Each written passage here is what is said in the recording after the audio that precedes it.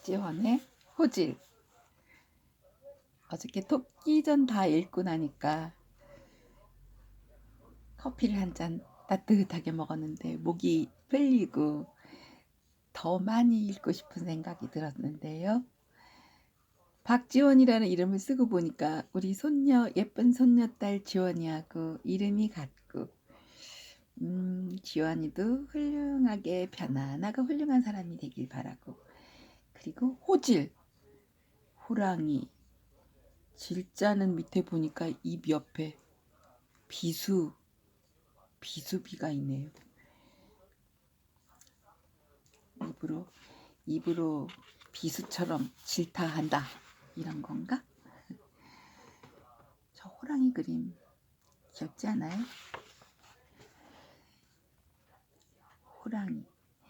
호랑이는 모든 일에 뛰어날 뿐만 아니라 슬기롭고 용맹스러워서 감히 천하에 대적할 만한 상대가 없다. 그러나 기는 놈이 나는 놈이 있다는 격으로 비위, 주구, 박, 부, 오, 색사자, 자백, 표견, 황효 등은 호랑이를 잡아먹는 사나운 짐승으로 알려져 있다. 활이란 동물은 뼈가 없는 관계로 호랑이가 꿀떡 삼켜버리면 뱃속에 들어가서 그 간을 떼어먹고, 쉬이란 짐승은 호랑이를 갈기갈기 찢어서 잡아먹는 습관이 있다. 그리고 호랑이가 맹룡을 만나면 무서워서 눈을 감고 감히 보지도 못한다. 그러나 사람은 이와 반대로 맹룡을 두려워하지 않고 오히려 호랑이를 무서워한다. 어쨌든 그 위험이란 굉장하다. 호랑이가 개를 잡아먹으면 술 마신 것처럼 취하고, 처음으로 사람을 잡아먹으면 공작이란 귀신이 되어서 겨드랑이에 붙어서 호랑이를 부엌으로 인도한다. 주인의 명에 의해 그 아내가 밤참을 하러 오면 두 번째로 그 사람을 잡아먹는다. 그러면 이용이란 귀신이 되어서 호랑이의 물에 붙어 다니면서 모든 것을 잘 살핀다. 만약 산골짜기에 이르러서 함정이 있으면 먼저 가서 위험이 없도록 차기를 풀어놓는다. 호랑이가 세 번째로 사람을 잡아먹으면 유콘이란 귀신이 되어 늘 턱에 붙어서 친구의 이름을 많이 외운다. 하루는 호랑이가 이 세 귀신을 불러놓고 이렇게 말했다. 자, 이제 날도 저물고 시장기가 도는데 뭐 맛있는 음식은 없는가? 이 말 듣고 굴곡이란 귀신이 말했다. 뿔도 없고 날개도 없는데 검은 머리하고 점잔을 빼며 꼬리처럼 상투를 한 물건이 있습니다. 그러자 이을이란 귀신은 동문에 맛있는 음식이 있는데 그것은 의사란 놈이며 늘 약풀만 먹으니 살과 고기가 향기롭고, 서문에는 무당이란 놈이 있어 신을 섬기고 날마다 목욕을 하니 퍽 깨끗합니다. 이상 두 놈 중에서 마음대로 꼭 고르십시오. 아이, 의사를 뭐 잡아먹을 대상으로 말했는데 나는 참 훌륭한 의사를 두 명을 알아요. 한 명은 지금은 세종병원이라는 곳에 있는데 계속 서울대병원에서 있다가 또 동국대병원에도 계시다가 했던 심장 전문의 이명목 박사님. 정말 옛날에 아버지 병원에 입원해 있을 때 그 선생님 오시면은 그냥 그 바쁜 와중에도 그냥 가는 법이 없이 환자의 눈, 그 침대에서 무엇이 보일까 무릎을 구부리고 그 높이에서 창밖을 내다보고 얘기를 하시곤, 또 귀에다 이어폰 꽂고 있으면 뭐 듣고 계시냐 하고 이어폰 빼서 자기 귀에다 넣어서 한번 들어보고, 참 따뜻하고 훌륭한 선생님이셨다고 기억이 되는데 그때 한 40살쯤 되셨을까? 지금은 아주 원로가 되셔서 계신다고 생각합니다. 계실 거라고 봐요. 심성이 훌륭하셨으니까 아마 많은 사람들에게 좋은 진료를 해주셨을 거라고 생각하고, 또 한 사람 내가 훌륭하게 생각하는 의사 선생님은 일본에 있는 우리 선영이의 그 유치원 엄마 친구, 유치원 다니는 애들의 엄마들끼리 친구 하잖아요. 그래서 그 친구의 남편인데 일본은 남편 성을 따라서 여자가 성을 바꾸니까 이름이 치바상. 치바상은 그러니까 엄마도 치바상이지만 남편도 치바상. 치바상은 의사인데 내가 놀랐던 게 한 번 누군가나 아는 사람의 병에 대해서 얘기한 적이 있었는데 그로부터 1년이 더 지난 다음에 거기 갔을 때 그 치바상은 무슨 얘기 끝에 은근히 그 아팠던 그 병에 대해서 다 낫는지 어쩐지 물어보면서 상세하게 이야기를 해서 참 저기 뭐 하나를 보고 다 말하면은 코끼리 귀를 보고 코끼리는 부채같이 넓적해요라고 말하는 것 같은 일이긴 하지만 그냥 난 또 아는 사람이 그러니까 어차피 그런 우를 범할 수밖에 없어서 참 일본 사람 섬세한 데가 있구나 하고 나는 아주 고맙게 생각하고 감동했었습니다.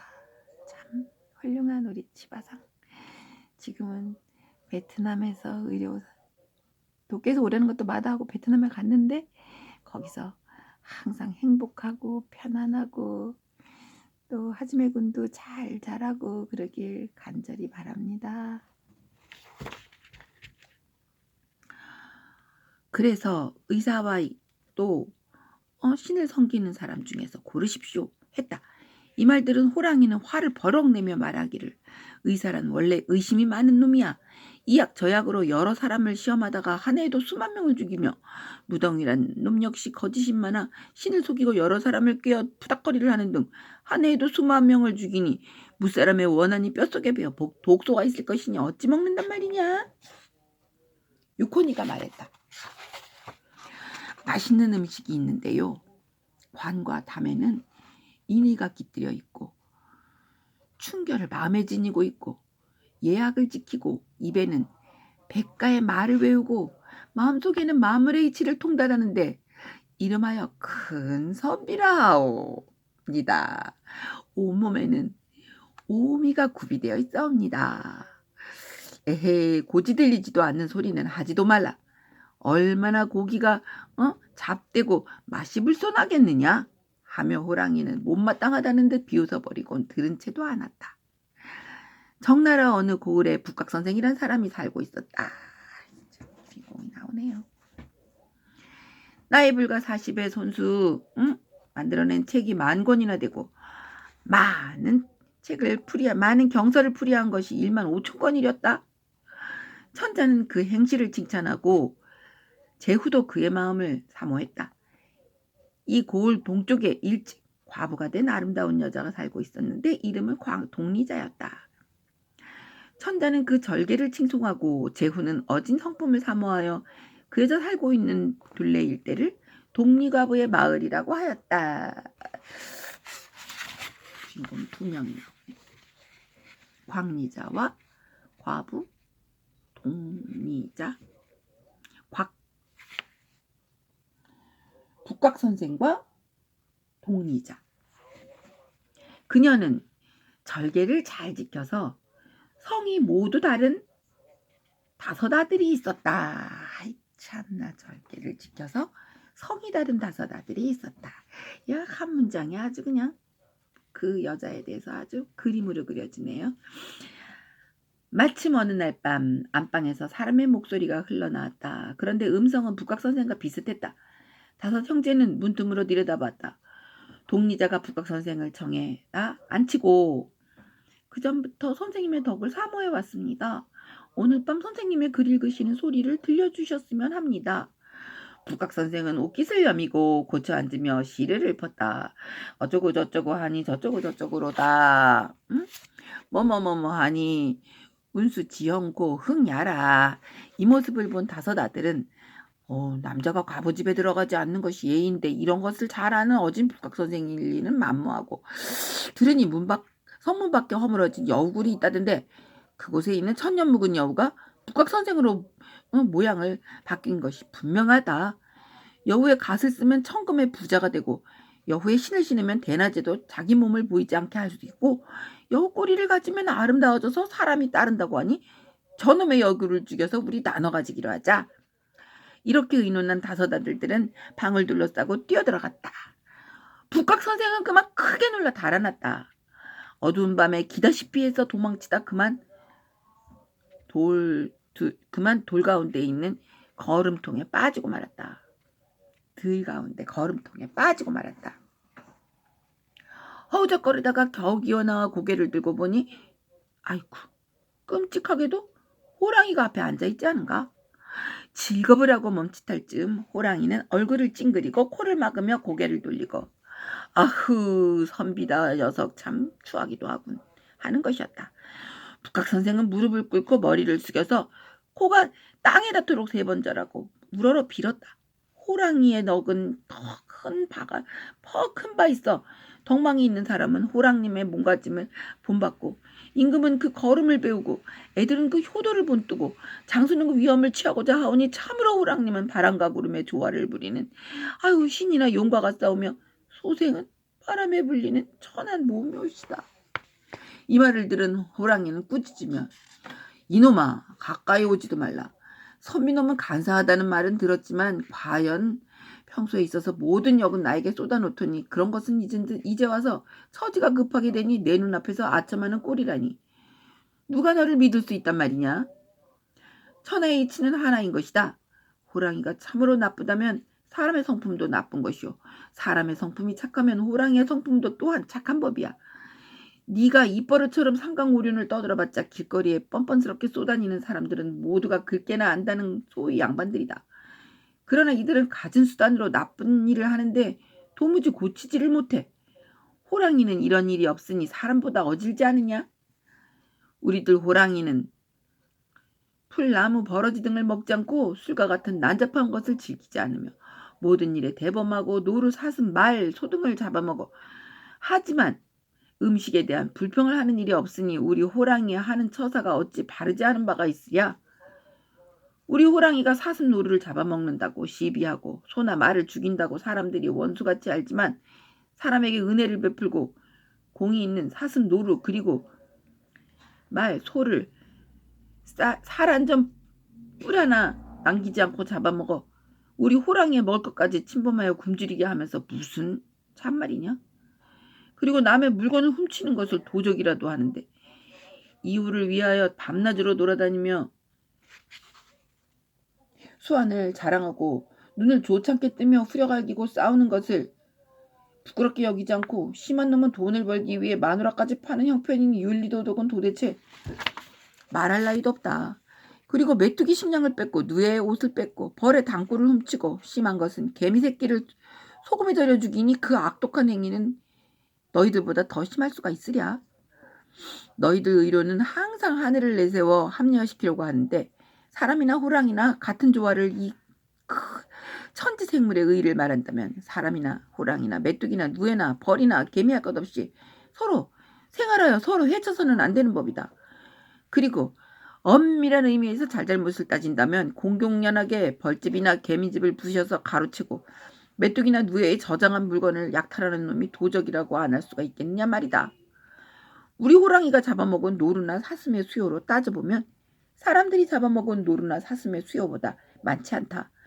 호랑이가 먹은 말이나 소는 사람이 잡아먹은 말이나 소보다 많지 않을 것이다. 그리고 호랑이가 사람을 잡아먹는 수요는 사람 저희끼리 잡아먹는 수요보다 훨씬 적다. 지난해 관중에 큰 가뭄이 들었을 때 서로 잡아먹은 것이 수만이고 또한 왕년에 산둥지방에 큰 홍수가 났을 때 백성들이 서로 잡아먹은 것이 수만이었다. 그러나 이까짓 것은 아무것도 아니고 옛날 춘추 전국 시대에는 흐르는 피가 천리나 되는 먼 가리까지 뻗쳤고 넘어 자빠진 시체가 100만이었던 것이야. 우리 호랑이의 사회에는 수해나 한재, 너무 추워서 얼어 죽는 일이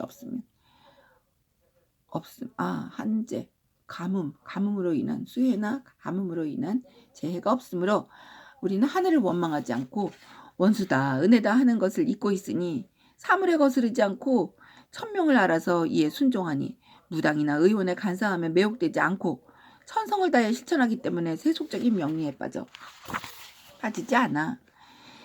이것이 우리 호랑이의 얼룩진무늬 하나만으로도 충분히 그 위세를 천하에 드러내고 병정 하나 빌리지 않고도 발톱과 어금니만으로도 용맹스러움을 천하에 드날리는 증거가 되며 본성대로 어김없이 몸을 가지니 이것이 천하에 널리 효도를 편 증거가 되는 것이다. 하루에 한 번 잡아먹는데 까마귀 소리에 또는 청마구리 만개미에게 먹을 것을 나눠주니 그 어지름은 말할 것도 없고 남을 해치는 놈, 병들은 놈, 상제 들은 놈 잡아먹지 않으니 그 의란 말할 필요도 없다. 그러나 너희들 인간이 잡아먹는 것은 어찌 그렇게도 어질지 못하냐? 함정을 파서 잡는 것은 부족해서 여러 가지 그물로 새나 물고기를 잡아먹으니 처음 그물을 만들어내놓은 천하에서 가장 큰 화를 남겨놓은 것이라.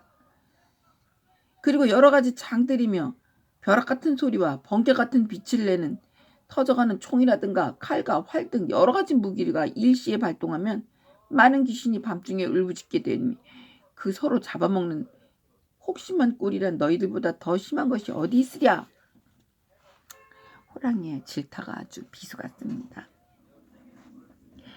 북각선생은 땅에 엎드려 저를 꾸벅꾸벅하며 머리를 수그리고 비록 나쁜 일을 저지른 사람일지라도 참회하고 몸을 깨끗이 하면 상제를 섬길 수 있다 하오니 이 천하고 못난 사람을 살펴주옵소서 하며 숨을 죽이고 대답있기를 가만히 기다렸으나 오래도록 아무 답이 없다. 북각선생은 송구스럽게 생각하고 손을 비비며 머리 숙이고 있다가 문득 우러러보니 동쪽 하늘이 이미 밝아지고 호랑이는 사라져 없고 그 옆에 있던 밭에 나온 농부들이 아이고 선생님, 아니 선생님, 북각선생님, 아니 이른 아침에 어디다 대고 이렇게 절을 하고 계십니까? 하고 물었다. 아 북각선생, 아침에서 하늘이 높으니 우러르지 않을 수 없고 땅이 넓으니 구부려 보지 않을 수 없다는 말이 있네. 나는 이것을 실천해 본 것뿐이라네 하며 쓰느스물어 어색한 표정을 하는 것이었다. 또 어색한 표정도 조금 있으면 다 잊어버리고 다시 그 북각선생으로 돌아가겠죠. 필요할 때는 필요한 대로 아양도 떨고 엄퍼도 넣고 유학자의 말도 하다가 또 힘센 자를 만나면 이렇게 쩔쩔매고 이런 모습으로 돌아갈 거예요. 그래서 호랑이는 아주 엄하게 꾸짖고는 어디론가 사라졌다는 그 이야기. 현실에도 이런 사람은 참 많죠. 그 당시에도 많았나 봐요. 그래서 박지원이 보기에는 그게 우습게 보여서 질타를 하고 싶었나 그래 힘을 빌려서. 근데 사실은 어떻게 생각하면 인간은 호랑이보다 약하니까 살아간다는 게 다 그런 건지도 모르겠네요. 잘 살아갑시다.